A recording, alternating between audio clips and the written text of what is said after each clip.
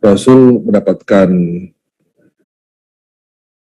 pesan yang sangat waktu, ya, dan itu adalah salah satu pesan penting dalam Isra Mi'raj. Nah, salat 5 waktu ini adalah bagian penting dalam bagaimana kita mengkonstruksi peradaban dengan menyeimbangkan antara lahir batin, spiritual, dan sosial, ya.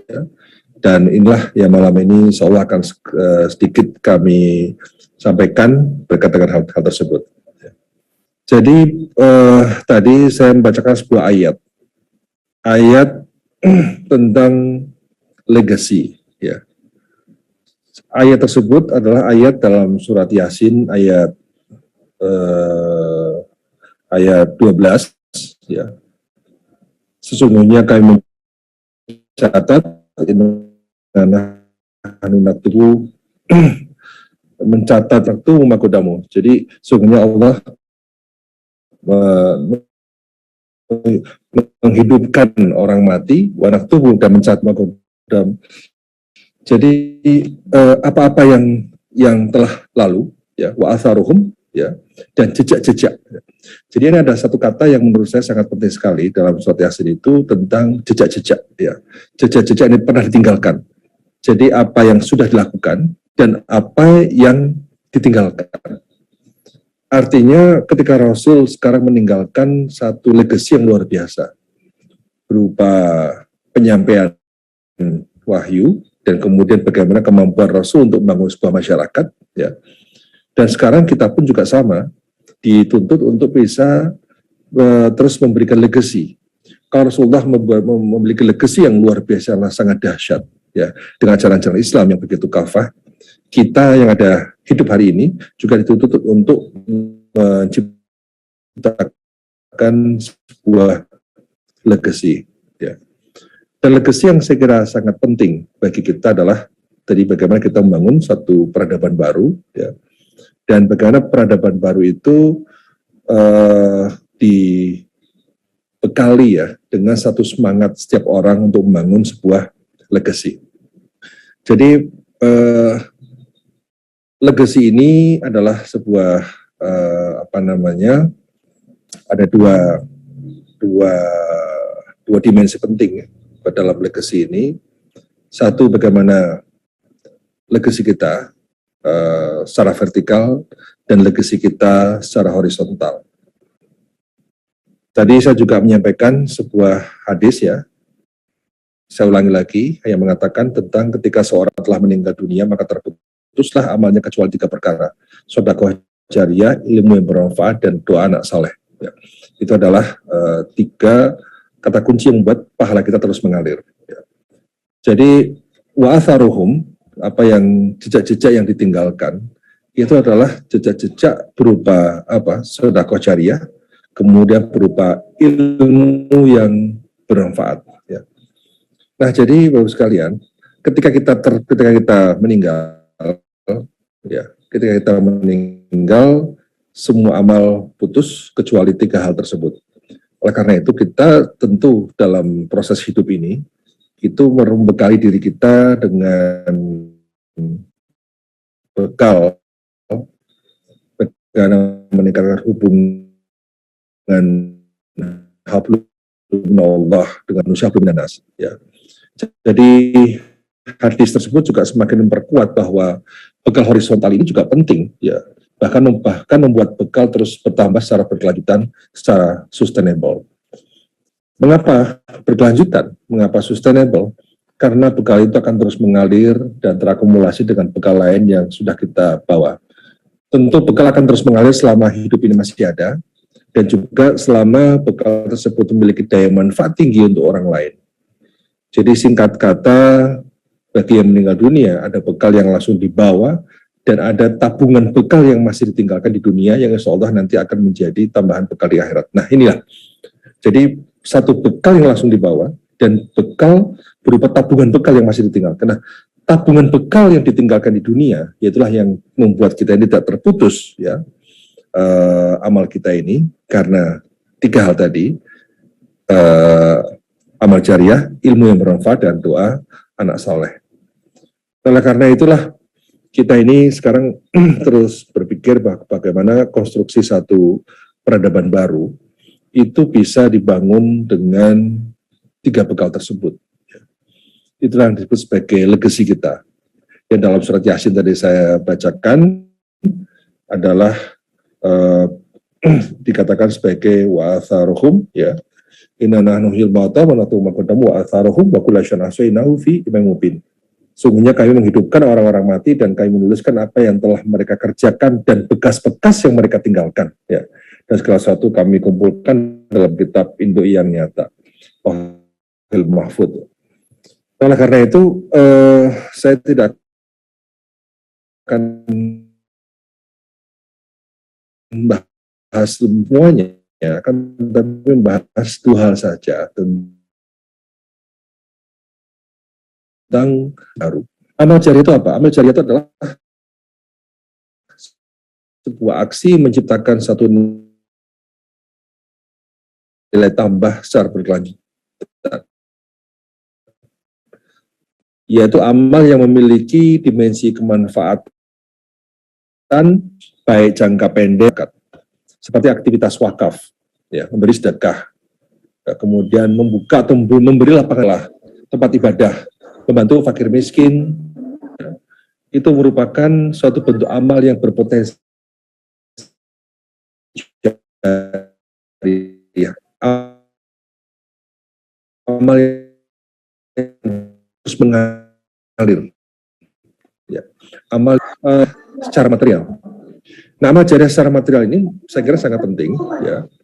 Dan di dunia ini Indonesia termasuk negara yang paling dermawan di dunia ekonomi kedermawanan, ya.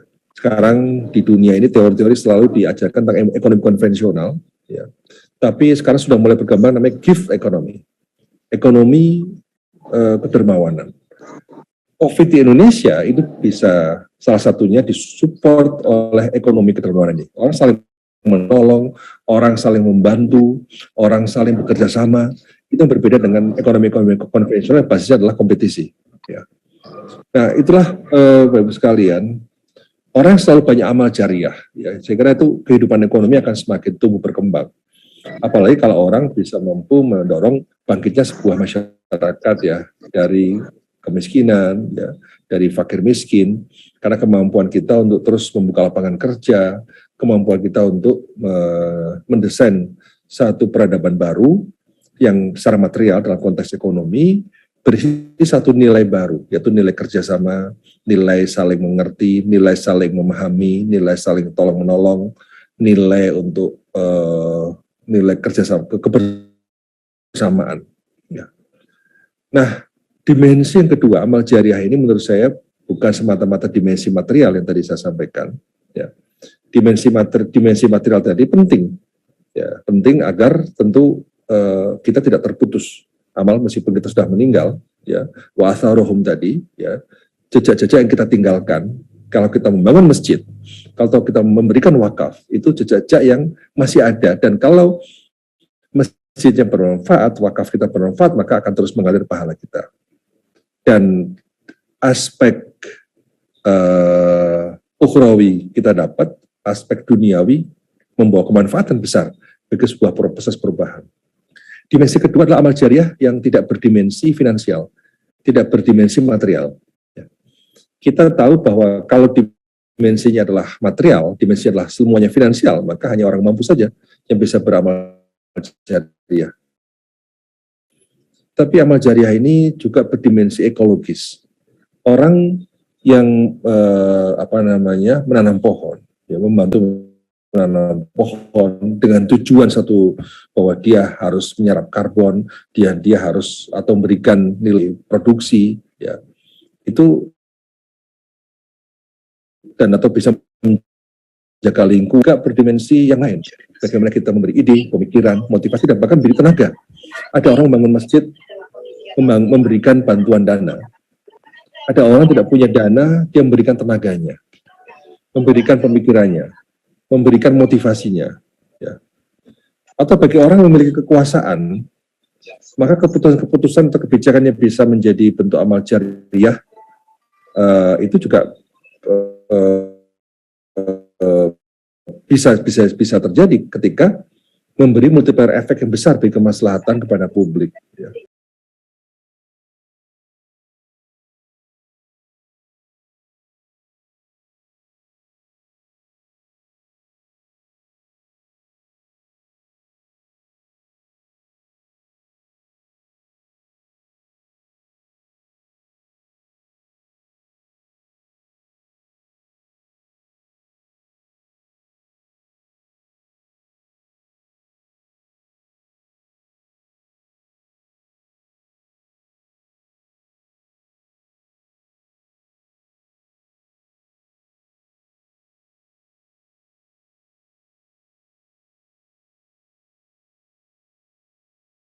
Yang ketika ada orang yang mengamalkan ilmunya. Nah, oleh karena itu pendidikan ya, adalah institusi untuk membuat ilmu ini semakin berkembang. Karena pendidikan orang bisa semakin berilmu. Karena pendidikan maka terjadi pertukaran ilmu. Nah, ini kedekatan antara pendidikan dan kehidupan nyata ya, akan memberi kesempatan agar ilmu dapat, sehingga peradaban makin berkembang karena meningkatnya daya manfaat ilmu yang kita amalkan. Nah, oleh karena itu, Bapak sekalian, berkaitan dengan ilmu ini, kita penting secara kuantitas memperbanyak orang yang berilmu. Tapi kita juga penting untuk meningkatkan kualitas keilmuan kita. Kita juga meningkatkan frekuensi orang mentransfer ilmu kepada orang lain. Tapi kita juga memikirkan kualitas ilmu yang ditransfer. Yang terakhir adalah kita meningkatkan sebanyak-banyaknya orang mengamalkan ilmu. Tapi kita juga pikirkan sebagus-bagusnya kita mengamalkan ilmu. Artinya ilmu yang semaksimal yang bermanfaat. Nah, jadi peradaban di dunia, sekali lagi, ini tidak akan pernah terlepas dari perkembangan sains. Peradaban dunia tidak akan pernah terlepas dari perkembangan teknologi. Ya. Kalau kita tahu bahwa dunia Islam pernah mengalami kejayaan pada masa lalu, peradaban Islam mengalami kejayaan masa lalu karena apa? Karena ilmu pengetahuan. Jadi dimensi ilahiyah diimbangi dengan kekuatan ilmu pengetahuan yang semakin kuat. Itulah yang akan menjadikan keseimbangan kita dalam mendorong sebuah peradaban baru. Dan itu tercipta karena kemampuan kita untuk terus mereform pendidikan. Pendidikan menjadi faktor yang sangat-sangat penting sekali. Oleh karena itu kita tidak bisa lagi bermain-main dengan dunia pendidikan. Di saat kita terus mendorong ilmu pengetahuan kepada orang lain, sehingga sekarang kita menghadapi sebuah tantangan baru, yaitu tantangan ilmu yang harus terus menyesuaikan dengan keadaan. Kita sekarang ditantang oleh Allah Subhanahu wa Ta'ala untuk bisa mendorong agar ilmu-ilmu apa yang bisa kita gunakan untuk mengatasi perubahan iklim. Ilmu apa yang digunakan untuk bisa terus mengarahkan perubahan teknologi di saat revolusi industri 4.0. Ilmu-ilmu apa yang harus kita kembangkan dikala kita harus mengatasi masalah COVID. Ya. Ini 3 disrupsi besar yang merubah tantangan kehidupan kita. Karena itu, kita terus berusaha semaksimal mungkin agar peradaban makin berkembang, karena daya manfaat ilmu yang kita amalkan juga semakin banyak. Nah, bagaimana transfer pengetahuan, transfer ilmu dalam konteks peradaban baru ini? Dalam konteks peradaban baru ini, kita ini problem di Indonesia adalah ketidakmerataan. Ya. Problem kita ini adalah kita ini menghadapi keragaman kelas. Ada kelas yang memang masyarakatnya masih 1.0. Ada kelas yang masyarakatnya adalah 2.0. Ada masyarakat yang 3.0. Ada masyarakat yang sudah 4.0. Jadi kita itu mengalami masyarakat yang semuanya itu bervariasi. Kelasnya, kemampuannya, dan sebagainya. Oleh karena itu, konstruksi peradaban yang ada di dunia ketiga seperti dunia Islam, seperti di Indonesia inilah butuh tantangan tersendiri yang tidak dialami oleh negara-negara lain. Negara lain memiliki keseragaman struktur sosial. Struktur sosial seragam sehingga mudah melakukan sebuah konstruksi baru, ya, masyarakat baru karena hanya satu tingkat melompat. Tapi kita, bagaimana kita ini mampu untuk mempercepat proses perubahan. Ya, katakanlah kalau kita mengikuti pemikirannya Klaus Schwab dari 1.0, 2.0, 3.0, 4.0, 5.0, maka tidak hanya 3 ke 4, tapi kita juga harus pikirkan bagaimana yang 2 dan 1.0, bahkan mungkin ada juga yang 0.0, harus melompat secara bersamaan. Inilah tantangan kita, bagaimana ilmu pengetahuan bisa menjawab kebutuhan mentransformasi masyarakat dengan kebersamaan. Nah, karena itu sekali lagi bahwa bekal kita sebagai seorang guru, ya, sebagai seorang dosen dan orang yang berilmu lainnya, dan terus menebar ilmu yang bermanfaat, ya, kita bisa mengisi kuliah dengan sepenuh hati, ikhlas mencurahkan ilmunya pada mahasiswa, sehingga mahasiswa makin berilmu, sehingga kita pun juga penting untuk terus mendorong agar siswa kita motivasinya adalah bukan cari nilai, motivasinya adalah mencari ilmu, ya. Kemudian atau juga kita bisa menulis buku, menulis artikel yang menginspirasi, atau bisa menghasilkan inovasi yang mengubah dunia, ya, atau mendampingi desa-desa dengan inovasi-inovasi unggul. Itu contoh kecil dari sebuah aksi ilmu yang bermanfaat.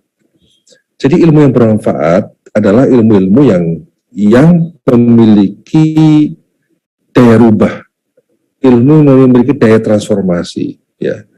Dan ini sudah terbukti bahwa kemajuan masyarakat dimanapun salah satu pintu ya, bukan satu-satunya, salah satu pintu adalah melalui perkembangan sains dan teknologi. Karena itu pada saat pandemi COVID-19 ini, tantangan kita adalah apa legasi baru yang harus kita hasilkan. Tentu berupa ilmu yang bermanfaat untuk mengatasi COVID-19. Pada saat Perang Dunia Kedua itu lahir mesin jet yang pertama. Pada Perang Dunia itu lahir komputer yang pertama. Pada Perang Dunia itu lahir radar yang pertama. Jadi krisis itu biasanya mendorong orang lain untuk menghasilkan sesuatu yang baru, legasi baru. Tentu legasi itu punya daya manfaat besar. Komputer membawa manfaat yang luar biasa, ya. Tentu saya memberikan permen kepada seseorang, dengan saya memberi komputer kepada seseorang, daya manfaatnya berbeda. Ya.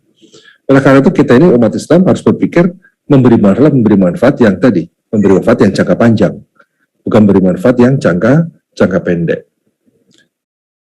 Nah, oleh karena itu memberi manfaat yang jangka panjang ini, ya tentu karena kita berpikir bahwa kehidupan akan terus berkembang, ya, dan transformasi itu akan terus berjalan. Dan tadi yang saya katakan tadi, amal dan semua kita di muka bumi ditugaskan untuk membangun peradaban dunia yang lebih baik.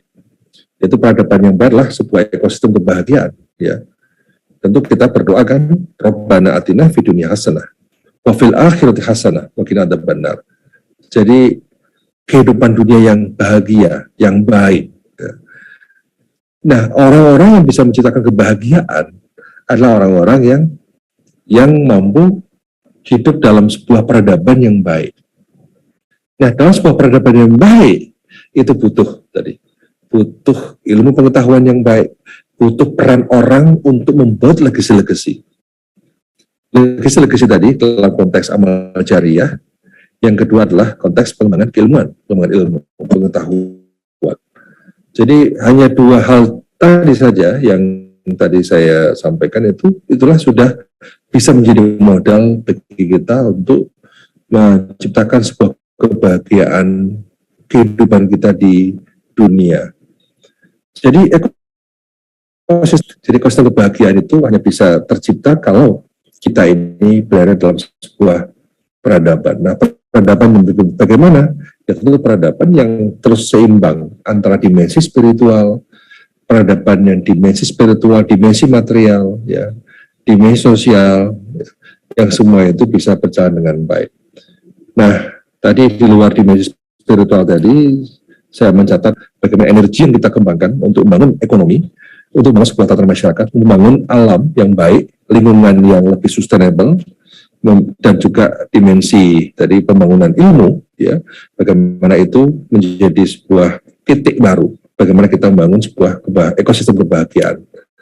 Sekali lagi, ekosistem kebahagiaan adalah sebuah project ya dari peradaban yang baik, yang mungkin dalam bahasa adalah baldatun thayyibatun warabun ghafur.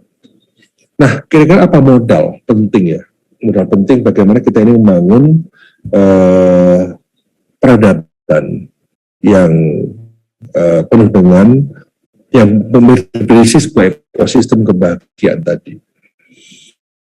Dalam surat Ibrahim ayat 7, salah satu hal yang penting kita catat adalah la in syakartum la azidannakum. Itu adalah satu hal yang sangat penting. Apa dicatat la in syakartum, kalau kita bersyukur la azidannakum, akan ditambah nikmatnya. Ya.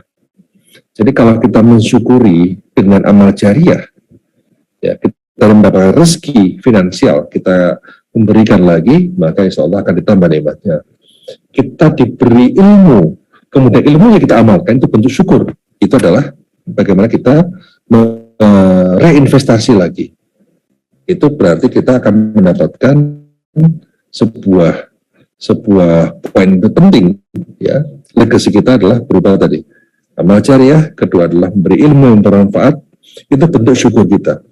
Jadi kalau kita ini terus memberikan ilmu, maka ilmu kita akan berkembang. Jadi sebagaimana sama saja, pada siapa yang bersyukur sebenarnya bersyukur untuk dirinya sendiri. Bersyukur untuk dirinya sendiri artinya itu bersyukur dia melakukan sesuatu yang pada akhirnya juga sesuatu untuk orang lain itu akan kembali pada dirinya sendiri. Ya. Jadi kita memberikan amal jariah secara finansial akan memberi dampak pada kita. Rezeki kita akan semakin bertambah. Kita amal jariah dalam konteks ekologis, kita banyak menanam pohon, akan kembali kehidupan kita semakin baik. Karena emisi karbon ya semakin baik ya, situasi udara semakin bersih, semakin jernih ya, dan serapan karbon semakin baik, serapan karbon semakin baik, emisi karbon semakin teratasi ya. Jadi itu bagian dari omeskur, fainameskur nafsi. Jadi para siapa yang bersyukur maka akan bersyukur untuk dia sendiri.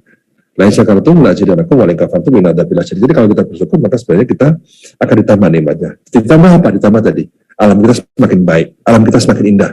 Karena kita mengerahkan energi kita untuk beramal dalam bentuk.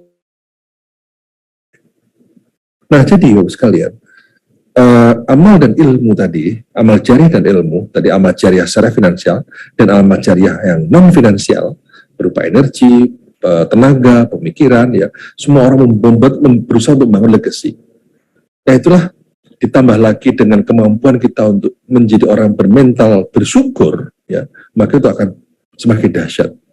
Jadi kemampuan kita mensyukuri nikmat ini adalah kemampuan kita untuk mensyukuri nikmat nikmat hidup yang luar biasa. Seperti sekarang kita rasakan, dengan mensyukuri nikmat hidup berarti kita bentuknya adalah bagaimana kita ini menjaga kehidupan kita dengan lebih baik.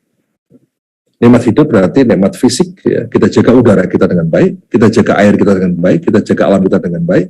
Karena dalam hal ini nikmat kita dengan nikmat hewan sama saja, diberi kehidupan. Ya. Tapi yang kedua, yang penting adalah nikmat kemerdekaan. Jadi mensyukuri nikmat kemerdekaan juga tidak kalah pentingnya. Jadi nikmat hidup, kedua adalah nikmat kemerdekaan. Bayangkan kita sekarang di Ukraina ya, dan di Rusia, orang tidak bisa sekolah di Ukraina, orang tidak bisa menuntut ilmu, orang tidak bisa bersosialisasi dan sebagainya. Karena faktor apa? Karena faktor perang. Betapa kemerdekaan dan perdamaian itu menjadi syukur kita luar biasa.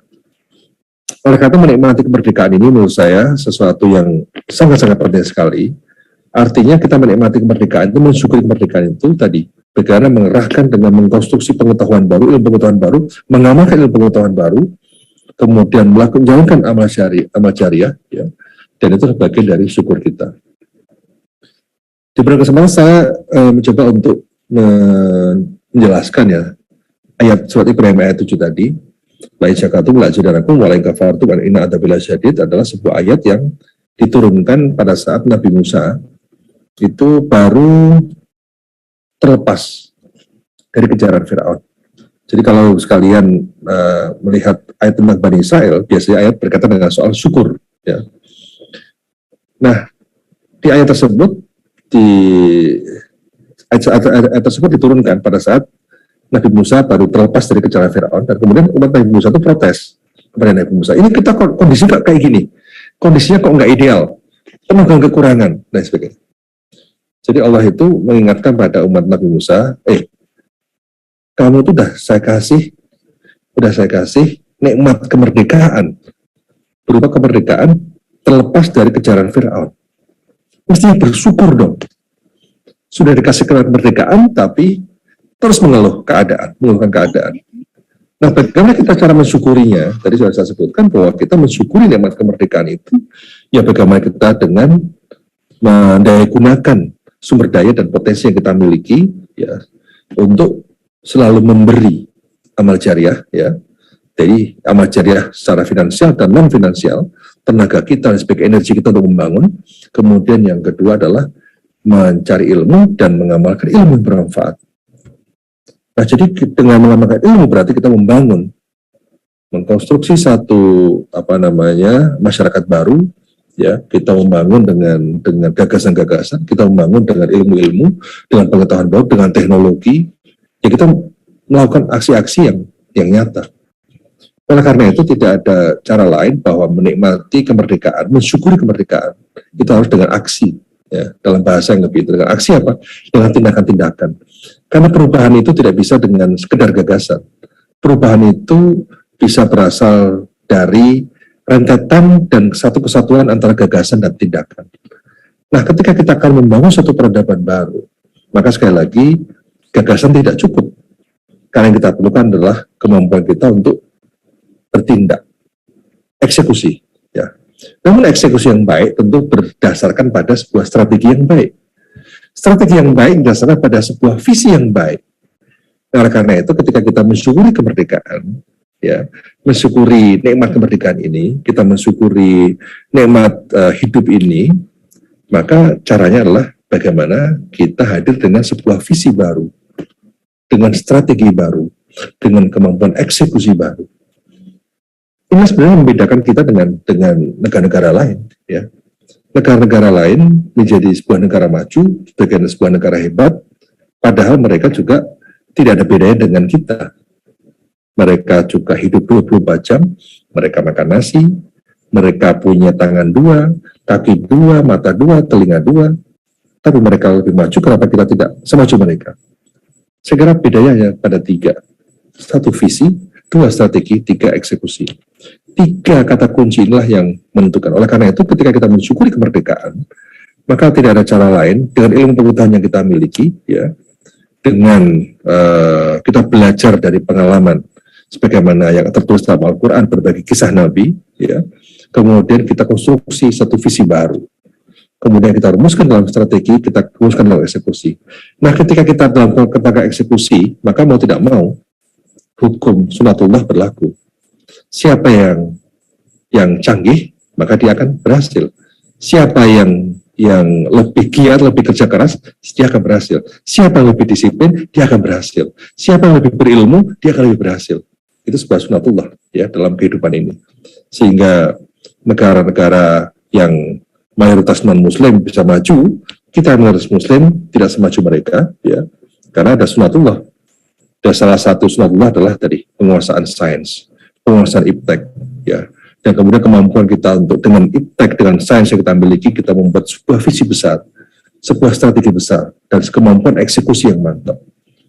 Oleh karena itu, kita mensyukuri nikmat itulah yang Bapak sekalian, mestinya dengan nikmat kemerdekaan, kita bisa sama dengan lain. Nah, ditambah lagi kita nikmat yang ketiga, yaitu nikmat iman. Tidak semua orang mendapatkan hidayah, tidak semua mendapatkan nikmat iman. Nah, ketika kita mendapatkan tadi nikmat hidup, nikmat kemerdekaan, dan nikmat iman, ya, nikmat iman inilah yang menurut saya menjadi fondasi yang sangat penting, ya. Bagaimana peradaban kita beda dengan peradaban Barat yang secara material maju, ya karena masalah keimanan, ya. Jadi dimensi-dimensi spiritualitas ini mestinya menjadi fondasi bagi kita dalam mengkonstruksi sebuah peradaban baru dari hasil sikap syukur kita kepada nikmat yang diberikan Allah Subhanahu wa taala, yaitu nikmat hidup, nikmat kemerdekaan, dan nikmat iman. Nah, sehingga bagaimana kita mensyukuri nikmat iman? Ya, mensyukuri nikmat iman perlu dengan meningkatkan intensitas dan kualitas ibadah kita. Ibadah kita tingkatkan, ya, apalagi pesan Isra Mi'raj bahwa salah satu adalah sholat, maka kita tidak boleh meninggalkan sholat, dan kita dirikan sholat, bukan sekedar lakukan sholat, tapi dirikan sholat. Dengan mendirikan sholat, maka saya kira hal yang sangat penting adalah tadi, agar punya impact besar pada perubahan. Karena bukan sekedar hubungan kita dengan Allah, tapi sebenarnya punya impact kepada amar ma'ruf nahi munkar. Oleh karena itu sekalian, dalam konstruksi tadi Rasulullah juga sudah memberi contoh, ya, betapa visi, strategi, dan eksekusi tadi menjadi satu rangkaian, ya, tiga kata kunci tadi menjadi rangkaian penting dalam konstruksi sebuah peradaban baru. Dan Rasulullah dengan fatanahnya, dengan kecerdasannya adalah membuat Rasulullah mampu berimajinasi kira-kira masyarakat madani apa yang akan dikonstruksi, akan dibangun. Ya. Memang Rasulullah adalah dibimbing oleh wahyu. Ya, itulah bedanya kita dengan Rasulullah. Rasulullah dibimbing oleh wahyu ketika membangun masyarakat. Tapi visi, ya, yang sehingga Rasulullah itu orang yang cerdas, yang fatanah, karena apa? Visioner, karena mampu. Tidak mungkin membangun masyarakat tanpa ada sebuah visi besar. Ya. Hijrah itu bagian dari strategi. Ya. Jadi hijrah itu bagian dari strategi Rasulullah. Nah, ketika kemudian juga melakukan langkah-langkah yang sifatnya eksekusi. Jadi Rasulullah itu punya visi besar tentang masyarakat madani. Ya. Kemudian yang kedua adalah tentang masyarakat dengan badarun thayyibatu warabun ghafur. Kemudian juga kemampuan strategi-strategi yang luar biasa. Ya. Kemudian yang ketiga adalah eksekusi yang luar biasa. Nah, karena itu sekalian, sekali lagi kemampuan kita untuk mensyukuri nikmat, ya, kemampuan kita untuk mensyukuri nikmat hidup, nikmat kemerdekaan, dan nikmat iman, itu tiga hal yang bisa kita terus lakukan, ya, dengan kemampuan kita keilmuan kita semakin tinggi, maka kualitas syukurnya juga semakin tinggi. Berarti menikmati hidup, kita orang yang lebih terdidik, lebih punya pengetahuan, mensyukurinya dengan berbeda dengan orang-orang yang tidak punya pengetahuan.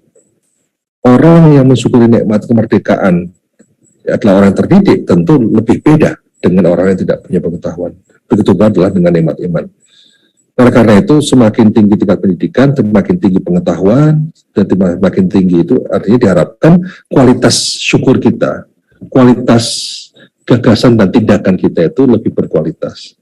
Ketika kualitas gagasan dan tindakan itu dalam satu bingkai visi besar dan strategi besar, artinya semua itu bisa direncanakan dengan baik. Dan itulah pentingnya organisasi, pentingnya pengorganisasian, pentingnya negara, pentingnya organisasi kemasyarakatan, dan pentingnya berbagai institusi yang ada agar semua bisa lebih teratur. Karena tindakan-tindakan syukur yang kita lakukan dengan ilmu kita, kalau sporadis, kalau semua tercecer, tidak terkonsolidasi dengan baik, maka tidak akan menjadi sesuatu yang punya makna besar bagi perubahan. Karena perubahan yang terstruktur, perubahan yang terencana dengan baik, itulah perubahan yang bisa kita upayakan sebagai perubahan yang kita impikan, yang merupakan satu cita-cita ideal kita. Nah, ketika sekarang kita menghadapi satu perubahan tadi, saya sampaikan perubahan iklim, ada revolusi 4.0 dan pandemi COVID, ya, itulah tugas kita semua untuk terus mensyukuri keadaan, ya, kita tuh berpositive thinking bahwa ini adalah rencana Allah, bahwa kita itu diberi cobaan, diberi ujian, dan tentu cobaan dan ujian itu sesuai dengan kapasitas kita. Artinya kita dibuka peluang untuk berpikir, dibuka peluang untuk melakukan langkah-langkah untuk mengatasi hal tersebut, dan kemudian sekaligus merancang kehidupan ke depan seperti apa dengan meminimalkan berbagai tantangan-tantangan yang tadi sudah saya sebutkan. Nah, jadi Bapak sekalian, oleh karena itu memang untuk menciptakan sebuah legacy. Tadi topiknya adalah sebuah legacy, ya. Kita tidak bisa sendiri, ya. Legacy kita melalui amal jariah, legacy kita melalui ilmu yang bermanfaat, ya. Dan itu sekaligus merupakan wujud syukur kita atas nikmat hidup, nikmat kemerdekaan, dan nikmat iman, ya. Itu harus kita lakukan dengan terencana, dengan terorganisir dengan baik. Nah, oleh karena itu tidak ada cara lain bahwa menciptakan legacy baru. Sekali lagi ini bukan sebuah tindakan individual semata, tapi harus merupakan sebuah tindakan kolektif, sebuah tindakan yang institusional, ya, tindakan yang terlembagakan. Kalau tindakan yang terlembagakan, tindakan yang institusional, artinya apa? Artinya tindakan tersebut adalah tindakan yang tertata, tindakan yang didasarkan pada satu aturan main. Ya. Nah, sehingga itu lebih sistemik, ya, lebih punya impact. Karena apa? Karena semua berjalan dengan baik. Oleh karena itu, sekalian, jamaah semuanya, kemampuan kita untuk terus berkolaborasi, kemampuan kita untuk terus mengorganisasi, ya, tindakan-tindakan tersebut telah menjadikan sebuah legacy, ya, dan legacy itu adalah perintah Allah, agar kita terus mendorong tercipta sebuah alam ini yang penuh dengan rahmat. Karena kita punya misi membawa rahmat bagi seluruh alam. Kita adalah rahmatul alamin. Kalau rahmatul alamin berarti sama juga kita ini sedang bersyukur, karena mensyukuri nikmat dengan membawa rahmat bagi seluruh alam, berarti membawa ilmu, membawa kasih sayang, membawa energi-energi yang baik untuk perubahan yang lebih baik lagi. Jadi rahmatul alamin yang saat ini kita ciptakan baldatun thayyibatun wa rabbun ghafur, ya, sebuah negeri, sebuah masyarakat yang baik, yang thayyibah, ya, dan Allah mengampuni. Artinya Allah itu ridha karena apa? Karena tadi kemampuan mensyukuri kemerdekaan, kemampuan mensyukuri nikmat hidup, dan kemampuan mensyukuri nikmat iman. Nah, jadi 3 dimensi syukur itulah yang menurut saya bisa menjadi fondasi, ya, bagi kita untuk melakukan legacy. Jadi sekali lagi legacy. Legacy itu apa? Legacy itu adalah sebuah tindakan-tindakan yang sebuah warisan, tindakan yang bisa membawa pada perubahan. Nah, moga-moga dengan kita ini terus bersilaturahmi, dengan kita ini terus berorganisasi, terus kita bersosialisasi, maka tindakan legacy, ya, dari amal jariah kita, dari ilmu yang bermanfaat, ya, dan kemudian rasa syukur kita ini bisa benar-benar membawa satu dorongan besar bagi proses perubahan di Indonesia ini. Karena kita hidup di Indonesia, kita punya tanggung jawab moral untuk menjaga agar bangsa Indonesia adalah menjadi bangsa baldatun thayyibatun wa rabbun ghafur. Nah, jadi demikian kira-kira beberapa poin penting, bahwa sekali lagi kami simpulkan, kami ringkaskan bahwa pesan-pesan Rasulullah dalam berbagai event-event yang monumental itu sebagian penting dari sebuah proyek besar untuk membangun sebuah peradaban. Ya. Dan Rasulullah selalu mengajarkan kepada kita bahwa sampai kapanpun kita hidup, bahkan mati pun, yang masih dinilai adalah apa? Ilmu yang bermanfaat dan amal jariah kita, serta doa yang dari anak soleh. Oleh karena tadi saya menekankan pentingnya amal jariah, pentingnya ilmu yang bermanfaat, ya, dan 2 bekal itu menjadi bekal kita mensyukuri nikmat hidup, mensyukuri nikmat kemerdekaan, mensyukuri nikmat iman. Dan proses syukur kita kepada nikmat anugerah Allah Subhanahu wa taala itu adalah sebuah nikmat yang luar biasa dalam rangka kita untuk melakukan proses transformasi, ya, yang itu hanya bisa kita lakukan kalau kita ini bisa melakukannya dengan terorganisir, dengan terencana, karena itu bisa terwujud dengan baik kalau kita didasarkan pada sebuah visi besar, satu strategi yang kuat, dan eksekusi yang mantap. Jadi sekali lagi, membangun peradaban itu adalah rangkaian dari visi, dari gagasan, sampai eksekusi, sampai tindakan. Dan itu tidak hanya sekedar sebuah proyek individual, tapi adalah proyek kolektif, proyek komunal, dan proyek yang sifatnya institusional, sehingga ini memberikan impact jangka panjang dan perubahannya lebih baik lagi. Demikian dari kami, dari saya sekali lagi mohon maaf pada hal yang kurang berkenan. kita terus berharap dan berdoa. Semoga kita semua menjadi hamba Allah yang terus memberikan kontribusi bagi kehidupan kita. Kita memberikan kontribusi berupa kemampuan kita untuk membawa rahmat bagi seluruh alam, agar kita terus menjadi rahmatil alamin. Assalamualaikum warahmatullahi wabarakatuh.